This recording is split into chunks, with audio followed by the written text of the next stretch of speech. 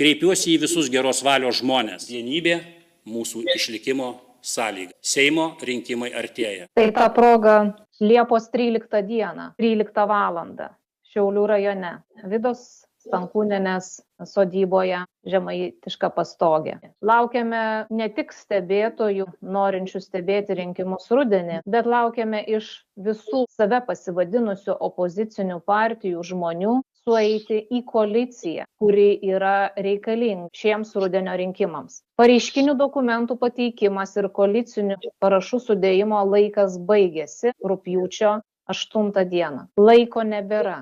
Laukiami visi geros valios piliečiai iš visų politinių partijų, politinių judėjimų, visuomeninių judėjimų, aktyvūs visuomenininkai, norintys prisidėti, dirbti kartu ir įprasminti savo veiklą darbai jau šiuose rudens rinkimuose.